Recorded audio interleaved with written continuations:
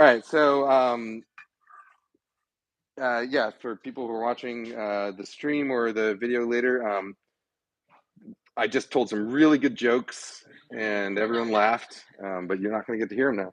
All right. Okay, so yeah, what I was explaining was I've got everything ready to go. So now basically it's just going to be a process of cooking. So we're going to start with the rice, and then we're going to go from there. So for my rice, I've got my rice here. I've got my bacon. I've got my eggs. I've got some onions, and then I'm going to season with a little bit of sesame oil and a little bit of light soy sauce. And I'll have a side bowl for one thing I recommend is getting lots of bowls, and I particularly recommend getting metal bowls like this. You know, I used to work when I worked at Cooks Illustrated. I would work behind the scenes for the America's Test Kitchen, the TV show. And the magazine, they always recommended these Pyrex nesting glass bowls, which look great on TV, but I find to be extremely impractical at home because as someone who worked behind the scenes, you know, part of our job was to find all the good looking equipment. And so we would go through these stacks and stacks and stacks of bowls and be like, all right, this one's chipped, this one's chipped, this one's chipped, this one's chipped. You'd have to go through like 10 of them before you found one that was like perfect to show on camera. And it's like, if all these bowls are missing little chunks of glass, like where did that glass end up? Anyhow, metal bowls, they don't chip, and they nest really snugly, so you can store a ton of them. And they're very cheap. They're indestructible. And if you're like particularly frenzied and you're working in a not great designed kitchen and you're cooking over here and your sink is over there, you can cook here and then toss them behind you and they just throw them into the sink, and not worry about them breaking anything. Although you do have to worry about them hitting people. But yeah. All right. So we're going to start by cooking the eggs. So every time you cook in a wok, you want to preheat it really well, right? And the idea here is that we're building up that sort of that we're going to build that nonstick surface. In a restaurant, what you might see people do is preheat the wok, pour a bunch of oil into it, swirl it around, and then pour the oil out so that they get a coating of oil. I don't do that because I don't have that side bowl of reusable oil. So what I'm doing is, so what I'll do is I'll actually put a teeny bit of oil in here just now, and wipe it around with a paper towel. And the idea here is that I'm going to use this oil as sort of my temperature gauge. So with a lot of like Western recipes, you'll find recipes that tell you to heat up the oil until it's shimmering or heat up the oil until it's lightly smoking. With wok cooking, you generally are heating up the oil even beyond that, so until it's like kind of heavily smoking. And so with a Western recipe, you might put all the amount of oil that you're going to use at the beginning before you start preheating the pan. With a wok, I don't do that because what I found is that if you put all the oil that you're going to cook with in the pan and then heat it up to the point that the wok is hot enough, all that oil, it gets like a really acrid burnt flavor. So I put just enough to sort of act as a temperature indicator. And then right before I start cooking, I'm going to add my fresh oil. All right, so now we're pretty heavily heating. With this burner, I don't have to worry too much about the heating pattern on here, but what I do find with like a regular Western stovetop is that like my big burner, the gas ring is like the gas comes out like there, and so there's this big center part that doesn't actually get much heat, and because of the shape of the wok, it doesn't direct heat into the middle, and so I wind up with a cool spot in the center of the wok. So if you do have a gas ring that looks like that, I would recommend, and you're using a flat bottom wok, I would recommend kind of moving it around like this to make sure that you get that bottom really nice and hot. So with eggs, this is rice bran oil. So basically any oil that is good at high temperatures will work fine. That's rice bran oil. The other oil I brought is this roasted rapeseed oil, which maybe I'll pass this around. But you can smell this. This is sort of one of the other essential ingredients in Sichuan cuisine, which I was very surprised when I moved to Seattle that I could find it readily and regularly here, because in every other city I've lived in, it's been really hard to find. But this is like the oil that you would use to make chili chili oil. I'll probably use it to stir fry my pork in later. But it's roasted rapeseed oil, so the same plant that's used to make canola oil. but instead of like refining it, it's roasted and then pressed. And so I think it almost smells, if you've ever had like mugicha, like barley tea, I think it smells like that. Some people say it smells a little like mustard oil. Okay, so we're preheated. At this point, I'm going to turn down the heat because I'm going to be cooking eggs, and I don't want to completely obliterate them. So put the oil in, give it a swirl around, then immediately go into the food.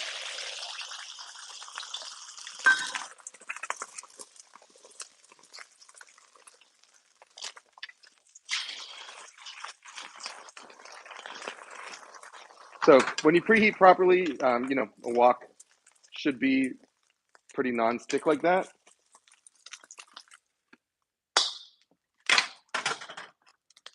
Even without the sort of layers of polymers that you get in a Western skillet.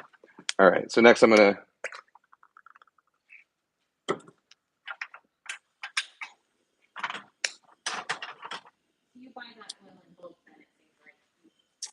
and then I just transferred it to a wine bottle. Yeah, yeah.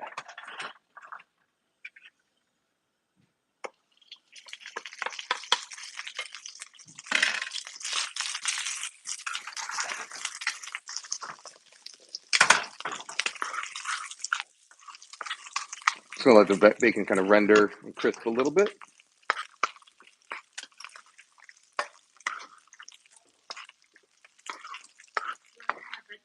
Oh, sure. Yeah, yeah. Sorry about that. I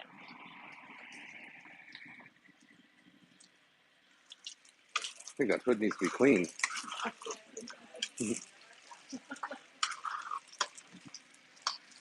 Yeah, when you stir fry a lot at home, you will find that you need to clean your vent hoods with some frequency.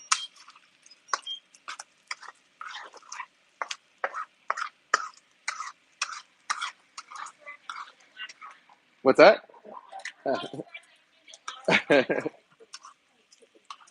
Yeah. This is particularly kind of fatty bacon, so I'm actually going to drain off a little bit of this excess fat.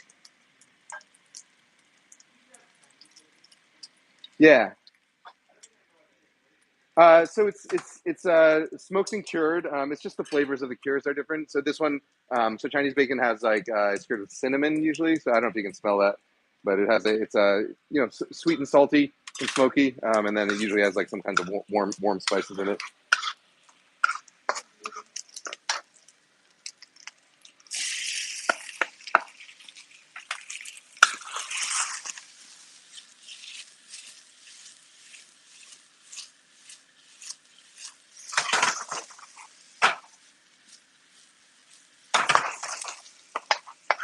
Okay. So one of the things you'll find when you're cooking, one of the key things to cooking successfully in a wok at home is cooking in batches.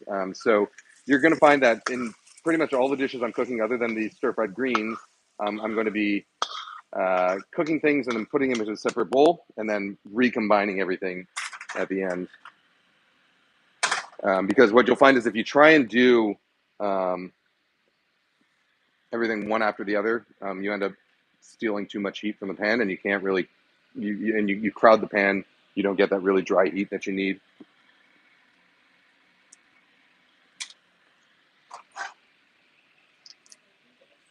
That was just the rendered bacon fat.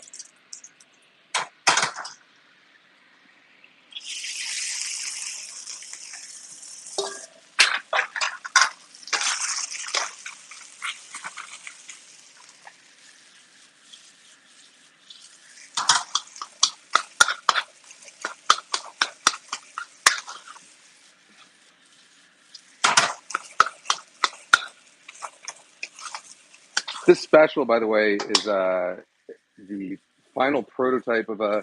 I'm working with this company called Earlywood, who makes wooden utensils in Montana, hardwood utensils. But we're going to be doing another charity thing. Um, these selling these spatulas. They're going to be coming out.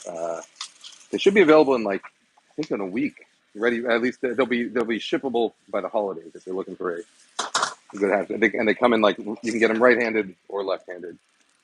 for the left-handed cook in your life. All right, and so now everything goes back in at the end.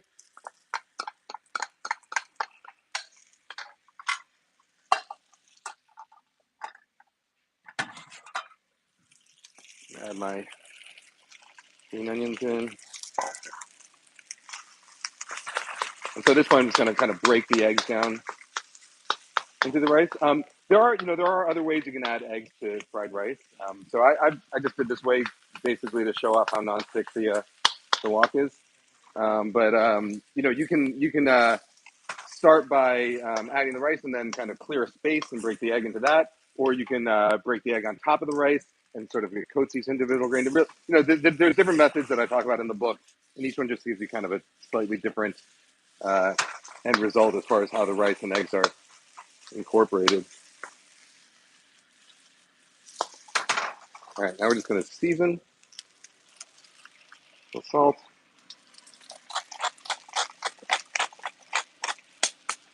pepper, a little soy sauce. So at this point, what I'm going to do with the soy sauce is I'm going to um, splash it around the edge of the wok, and that's sort of another one of the important steps. Instead of pouring the soy sauce in the middle, I'm going to splash around the edge, and the idea is that when you do that, it kind of very rapidly kind of sears and reduces and intensifies in flavor. Whereas if you kind of pour it on the top, it ends up kind of falling through and slowly heating up, and it ends up it doesn't get that same sort of smoky, intense quality. And just a little bit of sesame oil for the aroma.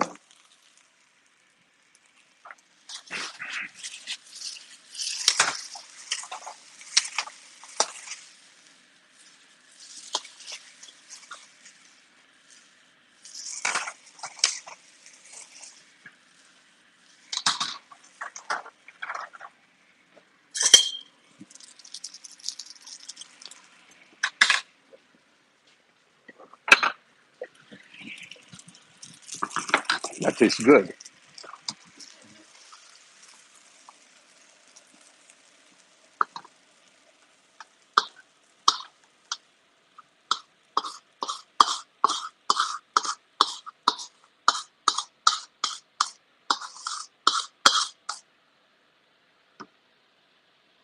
We wanted 2 of each one, is that right? Okay. All right. There's that. I think I brought a bunch of like, where the other can go? Sometimes these cans, like you leave them on for too long, they get cold and then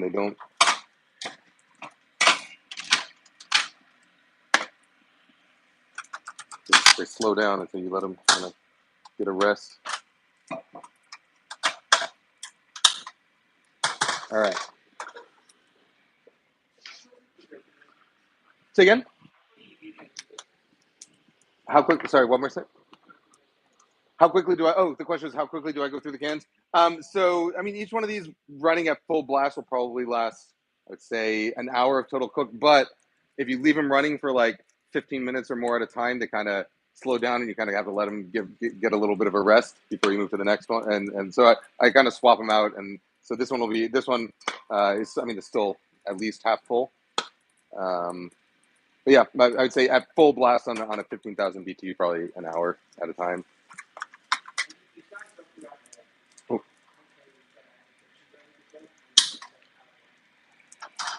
so one more time? Oh yeah. So the concave induction burner, yes, I do really like it. So the one I got runs on just regular household current, and I think the maximum energy that can draw is 1,800 watts, which is the equivalent of about 6,000 BTU per hour.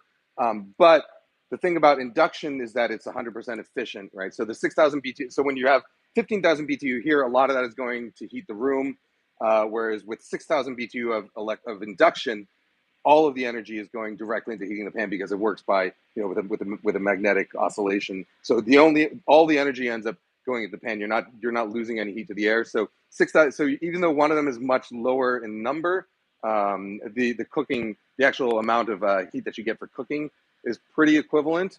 And if you have, if you have, I've cooked on electric wok ranges for in like restaurant settings and stuff where where you have a much bigger circuit breaker and higher and a not and like 240-volt current, and so those can actually get a lot hotter as well. All right, so this one, again, we're going to be cooking in batches. So I'm going to have my ingredients kind of in the order that I'm going to be adding them. So I'm going to start by stir frying the carrots, chilies, and bamboo shoots.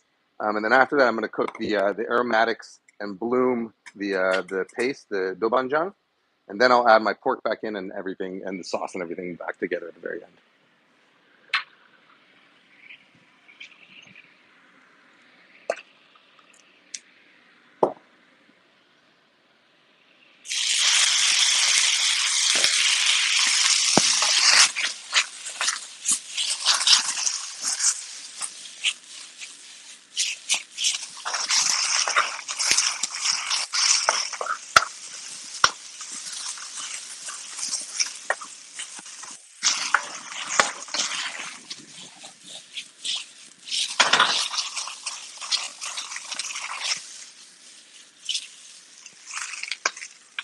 All right.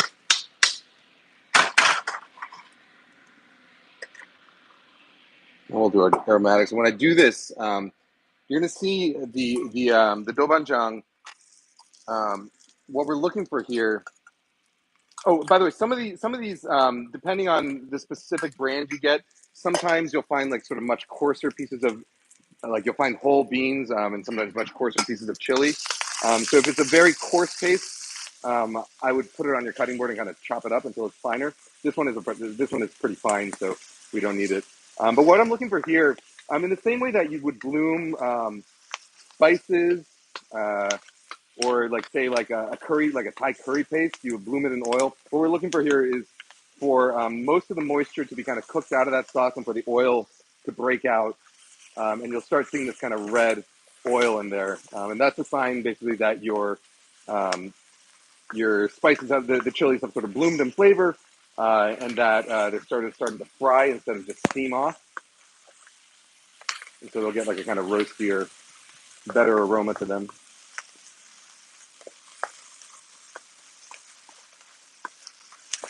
Especially like if you look at like the scallions are starting to turn a little bit red because they're getting coated in that chili oil.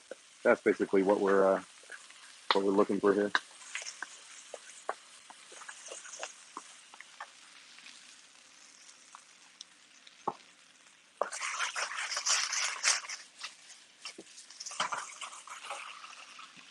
Okay. Now our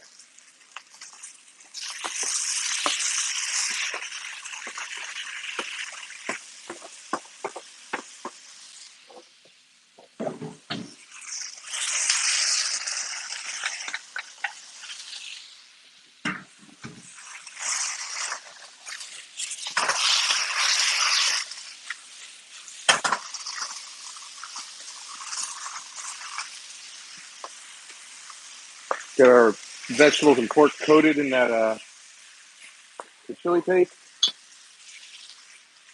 And we're going to give our sauce a little stir. And again, kind of pour it onto the bare metal instead of over the food. I was teaching a class maybe like 6 months ago at the pantry. I don't know if any of you were there, but at the pantry in Ballard, and we were cooking kung pao chicken, and there's a step in there where um, you toast dry chilies in the wok. And when I was planning that class, I didn't realize that there was like zero ventilation. And there were, and in that one, it was like everyone was cooking. So we had like 6 woks going, and everyone added their chilies in at the same time, in this like one completely unventilated room. And that got a little intense.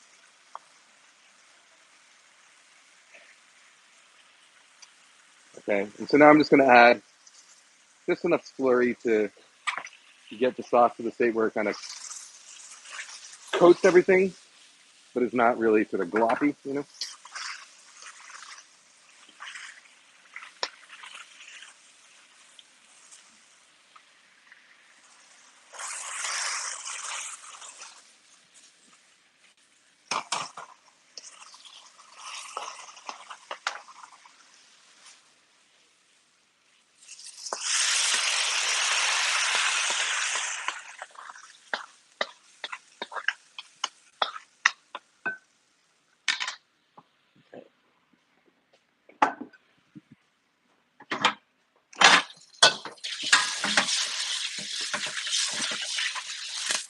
The other tool besides a wok, a spatula, a bunch of bowls, a Chinese cleaver that I would recommend is a bamboo brush like that because they're super cheap, and they're really good at like kind of scrubbing out.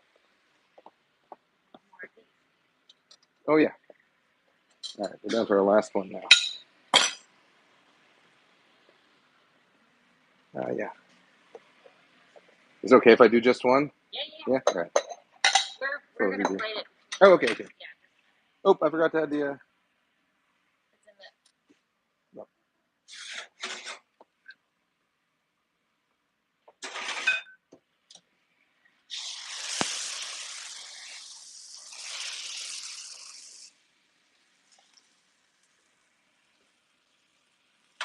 Any questions right now?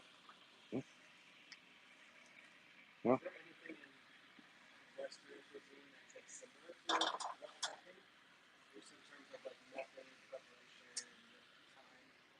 I mean, not. I mean, not particularly. No,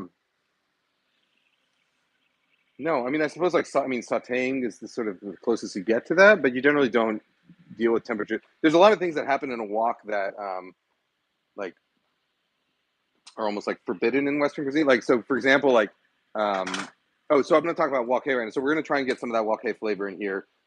So typically, when you get wok flavor, you would have a really powerful burner, right? And as you're cooking, you kind of let the flame leap down into there, and so the flavor of wok, that smokiness, it comes from a few different factors. One of them is like the metal itself, the seasoning in the metal. So if you cook in like a stainless steel wok versus a carbon steel wok the exact same way, you'll taste a difference in flavor. You can that like I did that test, a blind taste test, that exact test when I was at Cooks Illustrated. And there's like a very clear difference in flavor between what you get from a seasoned carbon steel surface versus a unseasoned surface. So that's part of the smoky flavor. Part of it is that step where we add the sauce around the edges, so you get that really intense sort of seared sauce flavor, which actually in some Mexican cuisine, sometimes you have that where you'll make like a salsa and then you get like a really hot pot and you pour the salsa into it and you kind of sear the sauce to develop flavor.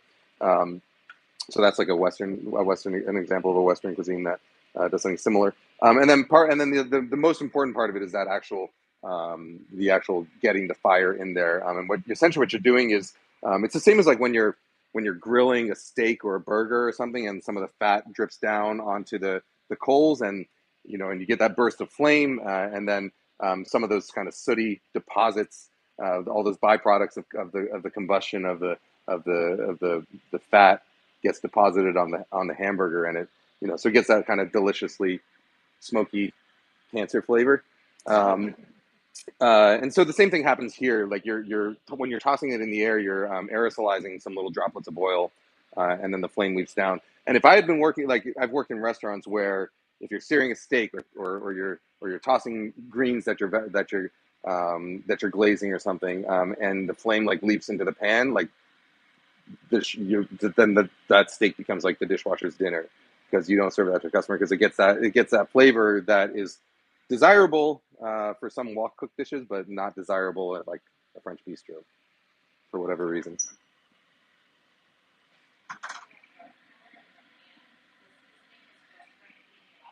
Yeah, it'll happen like essentially the very first time you do it. Even if you do it without any oil in there, that's the metal itself gets a layer of black oxide.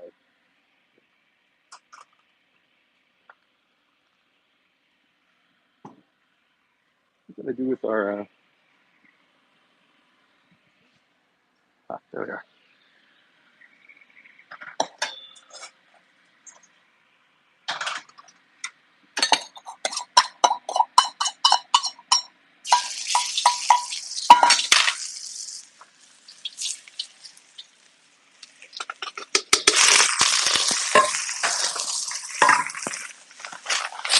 Oh, and so what I'm going to do instead of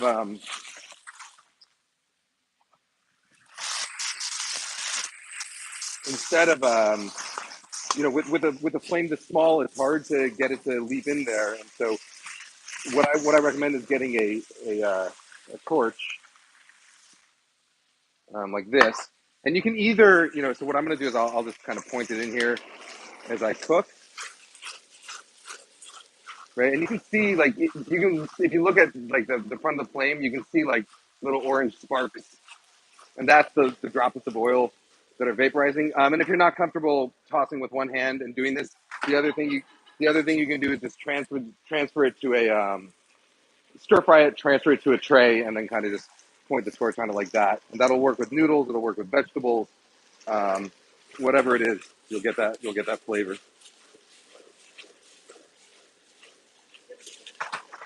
Say again. Uh, Also, Iwatani. You're just buying the torch head, and it uses the same butane canisters. So Iwatani is the same company that makes the 15,000 BTU gas burner. I recommend. They also make a good torch head.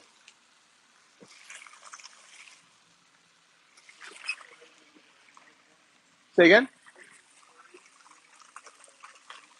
It's essentially just making sure that whatever liquid doesn't pool up, and it kind of coats the greens nicely instead of being watery.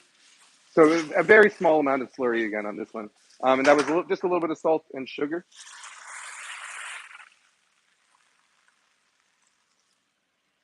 and that's it. And this will work. I'm using pea greens, but this will work with sort of any kind of um, either sort of leafy green vegetable. Like you can do this with like romaine lettuce even, or iceberg lettuce is really good, or something like bok choy, cabbage, etc. Yeah.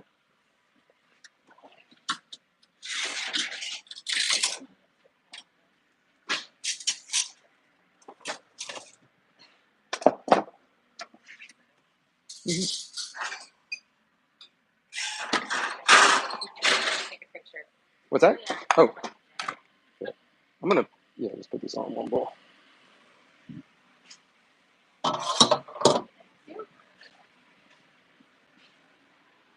All right. Oh, here. Yeah, sure. Go ahead. We're gonna plate it between all these and then have everyone. Yeah. Yeah.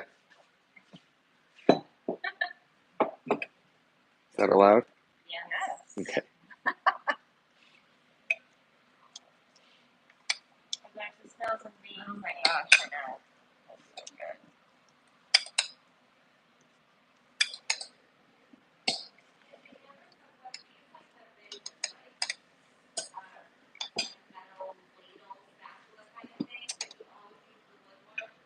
Um, yeah. So, the big ladle thing. I mean, I find it they're more useful when you have a bigger wok and you're cooking a lot more. I generally cook only with the spatula. Like I don't think you really need much else. Although for some things, part of um, part of the design that went into this particular spatula was that because it's spatula, it's kind of hard to break up the rice. So you'll see like chefs when they're cooking fried rice, they'll often use the ladle they'll put the rice in and they'll break up the clumps of rice with the bottom of the ladle because it's more gentle. So the ladle can be useful for things like that, but I find for home cooking, you generally don't need you don't need the ladle. Oh, and earlier people when people were asking about induction or electric, I think one of the biggest misconceptions that people have about wok cooking, and this is one that I had thought for a long time, was that you need like a really really powerful burner to do it. Um, and I think at least in my case, that misconception came from the fact that um, most of the Chinese food I was familiar with was from restaurants, right? And so it's kind of like thinking, um, in order to cook a steak, you need like a 16,000 degree broiler like they have at Peter Luger, right? Which is obviously not the case. You can cook with a regular home burner, um, and so there's billions of people in the world. I think I might not be dividing the rice perfectly. Um, no,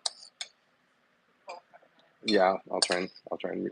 Anyhow, there are billions of people in the world who cook on walks daily without restaurant restaurant-sized burners. So the idea that you would need one, I think, is a misguided idea. That's going a little too heavy on some of these. Oh wait, hold on. But, yeah, some of these are real big. I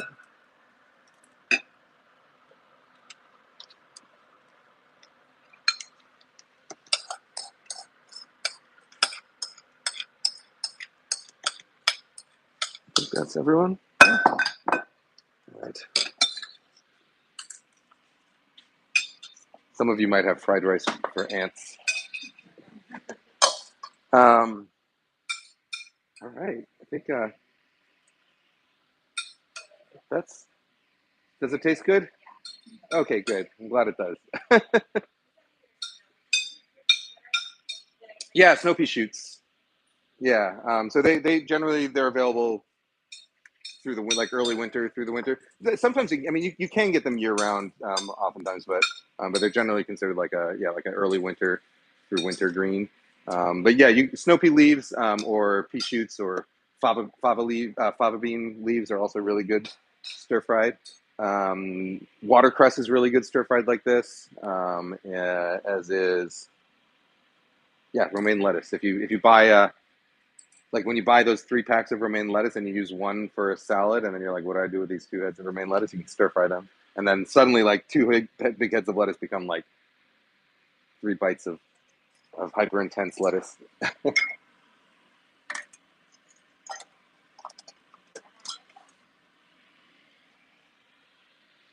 think my dad was calling to see where I'm supposed to meet my dad for dinner later. Where should I go for dinner tonight?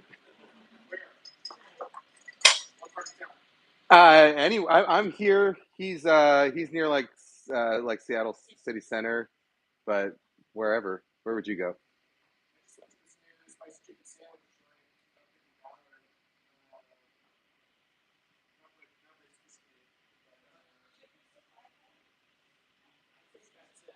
Okay. All right. Maybe we'll have chicken sandwiches. Oh, I haven't. No, I've been meaning to go there actually. Yeah. All right. Which one? Oh yeah. I know that. Yeah. Yeah. They were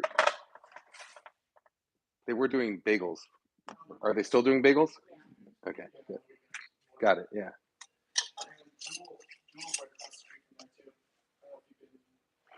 No. Okay. Jewel? Oh, okay. Yeah, I know the whale wins. Yeah. Whale wins is good. Cool.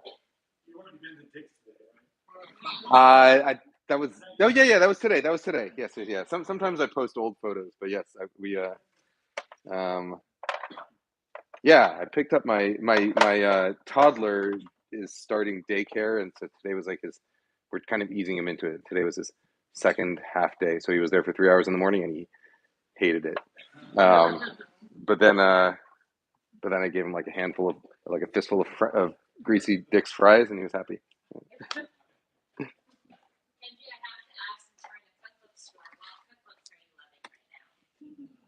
What cookbooks am I loving right now? Oh shoot. That's a tough question right now. I don't remember the last cookbook that I. Oh, you know what just came out? Is the Walks of Life cookbook, which is great. I don't know if you follow them on. They have a YouTube channel. It's a family, like kids and parents, and they cook together, and they it's all Chinese food, but it's a great channel on YouTube, and they have a website also, and they just had a book that came out. Do you have that book? Yeah. Oh yeah, over here. This book. Yes. It is currently the number one book in Chinese cookery on.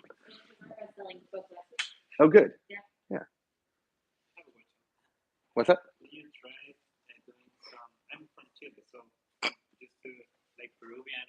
Mhm. Yeah, lomo saltado, yeah.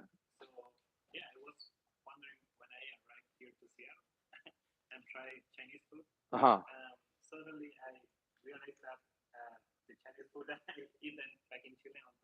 It's very different. Yeah.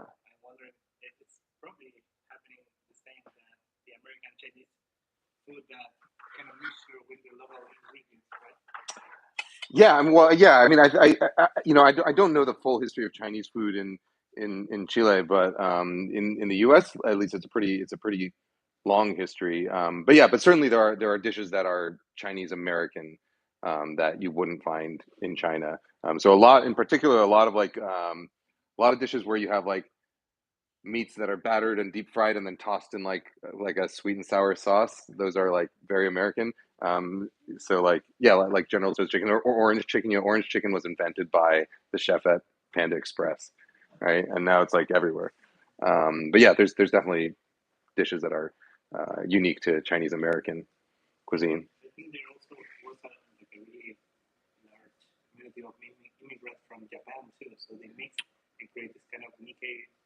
Yeah, well, I mean Seattle. So Seattle, I mean, uh, teriyaki chicken was invented in Seattle. That's not a thing in Japan. I don't. Maybe you can find it now, but teriyaki chicken. So teriyaki when in Japan is typically fish.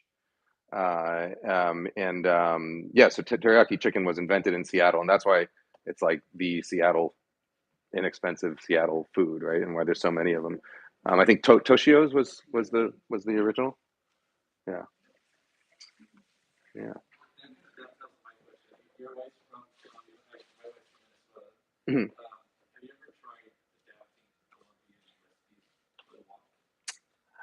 For the walk, no, I can't say that I have.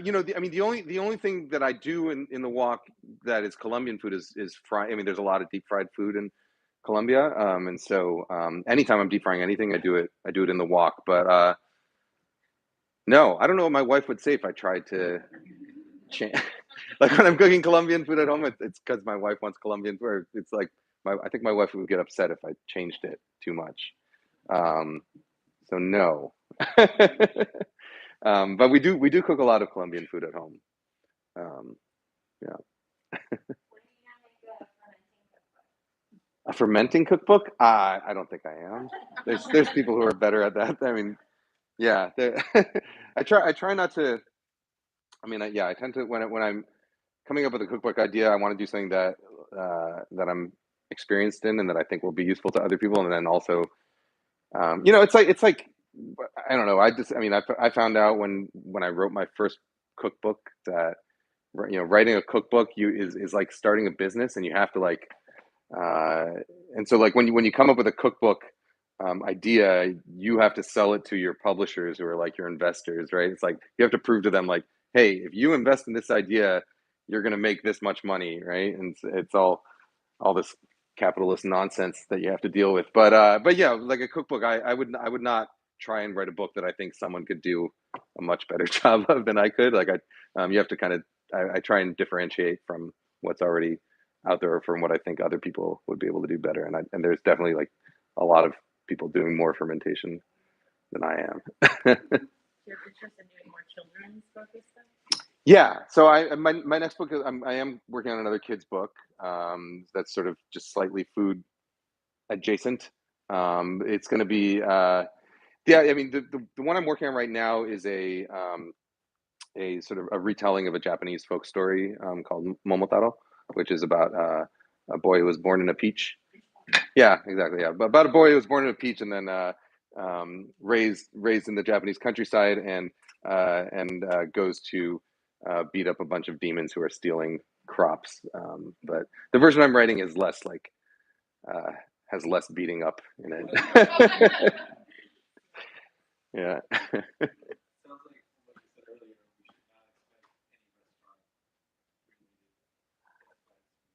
I I have no desire to open another restaurant. When I opened my restaurant in California, and that was sort of just like it was an opportunity that kind of came to me. Like I had a couple friends of friends who were trying to open a restaurant and didn't have a chef partner, And so, we were introduced, and it was right in my backyard, and it seemed like a fun idea. And I was like, like I haven't worked in restaurants in years, but like when is not opening a restaurant something I'm going to regret when I'm an old man? Like I should just go for it. And so I went for it, and it's rewarding in some ways, but it's also terrible in most ways. And it was really, and I also had like my daughter was born right around the same time that I opened the restaurant, and um, so it definitely like took its toll on family life, which I didn't want it to, but it kind of.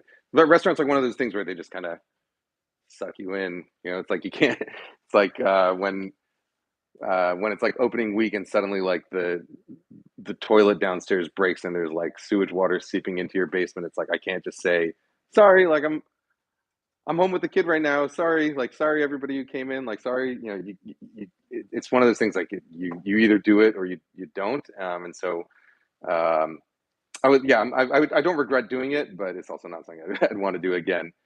Um, and yeah, and then uh, moving to Seattle was a sort of good opportunity, and then also it's like we've been planning on transitioning the restaurant. The restaurant, when we opened it, it was this kind of more of a formal experience with like forks and knives, and we had like and people were coming there for dates and stuff, which is not really what we had intended it to be. Like we intended it to be a much more casual, whatever place, and for some reason, I think mainly because of the media surrounding it. It was like, oh, like Kenji's opening a restaurant, and then like and so it became this place where like people were waiting to get in when it was just meant to be like a beer hall.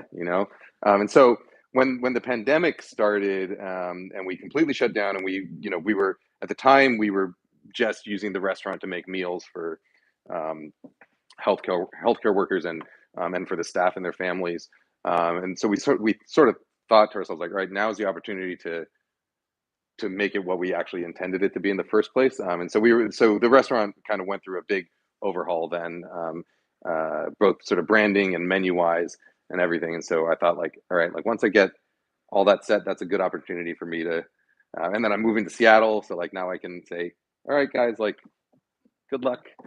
And I mean, the restaurant's survived the pandemic and is actually doing really well. So I'm happy that the thing I started is now providing livelihood for a lot of people, but it's definitely not something I want to do again. I think the most you'll see from me probably is doing pop-ups, or sometimes doing maybe I'll do um, partner with. I might do like dishes at someone's restaurant for um, for charity or whatever it is, but it definitely will not be like a full-blown restaurant again. Completely different kind of question. Considering this is about a benefit for Chinatown in New York, who are some people that are really getting into the history of Asian American food and kind of influences and like why like racism helped lead to a lot of the extra hurt that Asian American restaurants had. Who are some people that are really bringing that forward? I mean, so certainly, I think I mean, if you're going to follow anyone, it should be Grace Young, who is a cookbook author, but has now developed into sort of the leading activist for Chinese American voices. She won like the James Beard um, um, humanitarian award. Is that the award? What it was called? I think that's what it's called. But she won the James Beard humanitarian award this past year for her work. Yeah, shining a light on some of the issues that Chinatowns in particular, and Asian Americans are having right now. Yeah, I mean, she would be like my very first source to go to. And then if you follow like her Instagram or you follow her webpage, um, she kind of tirelessly highlights individuals. Like that's how I heard about KK Discount. That's how I heard about the walk shop needing support, things like that. Yeah, Grace Young is who I would look to.